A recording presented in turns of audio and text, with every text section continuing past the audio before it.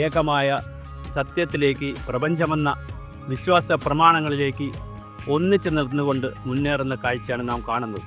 എല്ലാവർക്കും ഇഷ്ടമുള്ള രീതിയിൽ, അവരവർക്ക് ഇഷ്ടമുള്ള രീതിയിൽ ആരാധന നടത്തുവാൻ സ്വാതന്ത്ര്യമുണ്ട്, നടത്താതിരിക്കുവാനുള്ള സ്വാതന്ത്ര്യമുണ്ട്, വിമർശിക്കുവാൻ, സ്വയം വിമർശനം നടത്തുവാൻ, അന്വേഷണം നടത്തുവാനുള്ള വിവിധ തരത്തിലുള്ള സ്വാതന്ത്ര്യം നൽകുന്ന തത്വസംഹിതകളാണ് ഇതിനകത്തുള്ളത്. ഇവിടെയാണ് സ്വർഗം, ഭൂമിയിൽ തന്നെയാണ് സ്വർഗം. ഓരോരുത്തരുടെയും ഭൗതിക ജീവിതത്തെ എത്ര കണ്ട് മെച്ചപ്പെടുത്താൻ കഴിയുമെന്നും അതിനനുസരിച്ച് ആരോഗ്യവും സമ്പത്തും എല്ലാം എങ്ങനെ രൂപപ്പെടുത്തിയെടുക്കാൻ കഴിയും എന്ന് തന്നെയാണ് ഭൗതിക ജീവിതത്തിലെ മെച്ചപ്പെടലുകളെക്കുറിച്ച് തന്നെയാണ് ഭാരതത്തിലെ ആത്മീയ ജ്ഞാനത്തിൻ്റെ വഴികൾ പറയുന്നത്. ബ്രഹ്മചര്യമായാലും ഗൃഹസ്ഥാശ്രമമായാലും വാനപ്രസ്ഥമായാലും സന്യാസമായാലും ഏത് മേഖലയെക്കുറിച്ച് ചിന്തിച്ചാലും ഏതെല്ലാം തരത്തിൽ നാം സഞ്ചരിച്ചാലും ആത്മീയ പാതയിലെത്തുമ്പോൾ തീർച്ചയായും ഒരു സാധകൻ്റെ, ഒരു സഞ്ചാരിയുടെ, ഒരു അന്വേഷകൻ്റെ ചിന്താമണ്ഡലത്തിലൂടെ കടന്നു പോകുമ്പോൾ ഞാൻ സൂചിപ്പിച്ചതുപോലെ നമുക്ക് വ്യത്യസ്ത തലങ്ങളിൽ ഇതിനെ സൂചിപ്പിക്കാവുന്നതാണ്, കാണാവുന്നതാണ്. അതുകൊണ്ട് തന്നെയാണ് ഋഷീശ്വരന്മാരിൽ തുടങ്ങി അവരുടെ ദൃഷ്ടാന്തങ്ങളിലൂടെ വേദങ്ങളായി, ഉപനിഷത്തായി, ഇതിഹാസങ്ങളായി, പുരാണങ്ങളായി, കഥകളായി, ആരണ്യങ്ങളായി, ബ്രാഹ്മണ്യങ്ങളായി ഒരുപാട് വഴികളിലൂടെ സഞ്ചരിച്ച് ആത്മജ്ഞാനത്തിൻ്റെ, ആത്മീയതയുടെ പുതിയ തലങ്ങളിലേക്ക് ഇത് വളരുന്നത്. ഒരു കാലഘട്ടത്തിൽ പോലും അറിഞ്ഞതിനെക്കുറിച്ച് പോരാ എന്ന് തന്നെയാണ് പറഞ്ഞിരുന്നത്. അല്ലാതെ അറിഞ്ഞതിനെക്കുറിച്ച് മതി, ഇതാ ഇവിടെ എത്തി നിൽക്കുന്നു എന്ന് ഒരിക്കലും ഒരാത്മാന്വേഷണിയും പറഞ്ഞിരുന്നില്ല. എത്ര അറിയുന്നുവോ അതിനേക്കാൾ കൂടുതൽ അറിയുന്ന തലത്തിലേക്കാണ് ആത്മജ്ഞാനവും ആത്മബോധവും വളരുന്നത്. അങ്ങനെ ഓരോരുത്തരും, ഓരോ വ്യക്തിയും അവനവൻ്റെ ആത്മാന്വേഷണ വഴിയിൽ ഭൗതിക ജീവിതത്തിനപ്പുറം, ഭൗതിക ജീവിതമുണ്ട്, തീർച്ചയായിട്ടും നമുക്കെല്ലാവർക്കും ഒരു ഭൗതിക ജീവിതമുണ്ട്. ആ ഭൗതിക ജീവിതത്തിനപ്പുറം ആത്മജ്ഞാനത്തിൻ്റെ വഴിയുണ്ടോ, അവിടെ ഞാൻ, വ്യക്തി, സമൂഹം, കുടുംബം, അതുപോലെ തന്നെ ജീവൻ, ആത്മാവ്, പരമാത്മാവ്, അങ്ങനെ വളരെ വ്യത്യസ്തമായ കാഴ്ചപ്പാടുകളും രൂപഘടനകളുമൊക്കെയാണ് ഈ സിദ്ധാന്തത്തിൽ വിശ്വസിക്കുന്നവർ വിശകലനം ചെയ്യുന്നത്. തീർച്ചയായിട്ടും ഇത് വേറിട്ടൊരു വഴിയാണ്.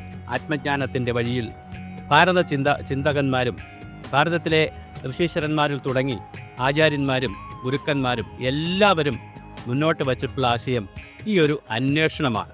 ആത്മാന്വേഷണത്തിൻ്റെ പുതിയ വഴികൾ വ്യത്യസ്ത തലങ്ങളിൽ, വ്യത്യസ്ത ചിന്താധാരകളിൽ, വ്യത്യസ്ത തത്വശാസ്ത്രങ്ങളിൽ, വ്യത്യസ്തമായ തത്വചിന്തകളിലൂടെ ഏകമെന്ന സത്യത്തിലേക്ക് എത്തുക എന്നുള്ളതാണ് ആത്യന്തികമായ നമ്മുടെ പരമമായിട്ടുള്ള, അല്ലെങ്കിൽ ഏറ്റവും അവസാനത്തേതായിട്ടുള്ള ലക്ഷ്യം. അങ്ങനെ നേടുമ്പോൾ അത് ജന്മാന്തരങ്ങളോളം കൊണ്ടുപോകുമെന്നും ഓരോ ജന്മത്തിൽ മാത്രം തീരുന്നതല്ലെന്നും പുനർജന്മ സിദ്ധാന്തങ്ങളിലൂടെയും പഴയകാലത്തെ ജന്മത്തിൻ്റെയും വരാനിരിക്കുന്ന ജന്മങ്ങളുടെയും ഒക്കെ ആകെ തുകയായി മനുഷ്യജീവിതത്തെ വ്യത്യസ്ത തലങ്ങളിലേക്ക് ചിന്തിപ്പിക്കുന്ന ബൃഹത്തായ, വലിയ, വിപുലമായ ചിന്താധാരയാണ് ഭാരതത്തിലുള്ളത്. തീർച്ചയായും ആത്മജ്ഞാനത്തെക്കുറിച്ച് പഠിക്കുമ്പോൾ അത് വലിയൊരു ചിന്താസരണിയായി തന്നെ നമ്മുടെ മുന്നിലുണ്ട്. അത് വേദങ്ങളിലുണ്ട്, ഉപനിഷത്തുകളിലുണ്ട്, വിവിധങ്ങളായ ചിന്തകളിൽ അത് നിറഞ്ഞു നിൽക്കുന്നുണ്ട്. ഈ പ്രപഞ്ചമാകെ നിറഞ്ഞു നിൽക്കുന്ന സത്യമെന്ന് പറയുന്ന ഏകത്വത്തിലേക്ക് എല്ലാവർക്കും എത്തുന്നതിന് വ്യത്യസ്തങ്ങളായ വഴികളുണ്ട്. അത് അഹിംസയുടെ, നീതിയുടെ, കരുണയുടെ, കാരുണ്യത്തിൻ്റെ, സഹകരണത്തിൻ്റെ, സഹിഷ്ണുതയുടെ വലിയ വഴിയാണ്.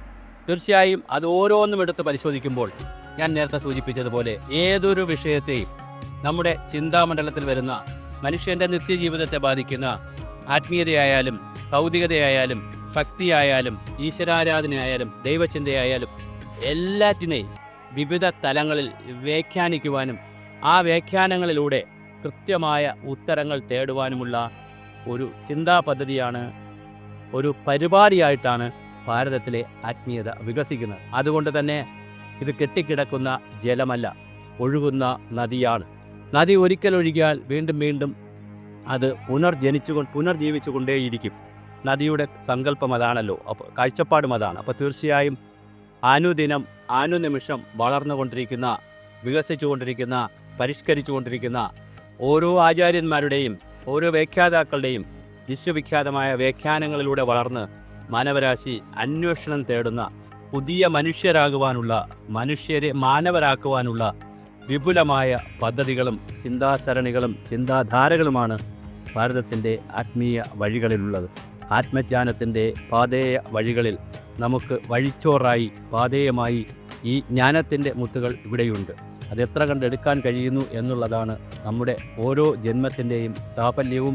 അങ്ങനെ എടുക്കാൻ കഴിഞ്ഞ് ഓരോ ജന്മത്തിലെയും കർമ്മം കൊണ്ട് ഭൗതിക ജീവിതത്തിൽ എത്ര കണ്ട് നമുക്ക് മുന്നേറാൻ കഴിയും. അതുപോലെ തന്നെ ആത്മജ്ഞാനവും ആത്മബോധവും കൊണ്ട് ആത്മീയതയുടെ പുതിയ തലങ്ങളിലേക്ക് വളരുവാൻ കഴിയും എന്നുള്ളതാണ് മാനവരാശി നേരിടുന്ന ഏറ്റവും വലിയ വെല്ലുവിളി.